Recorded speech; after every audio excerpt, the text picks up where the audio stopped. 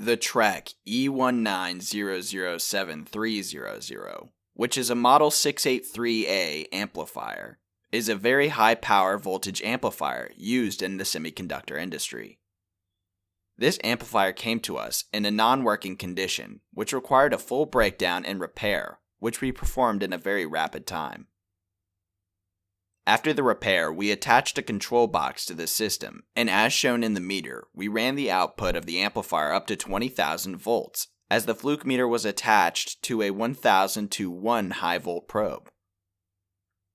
At ERD, we have extensive experience in working on high voltage amplifiers, and have worked on systems that have had outputs of up to 150 kilovolts. Thanks for checking out the video. Subscribe to ERD TV for more videos of our repairs.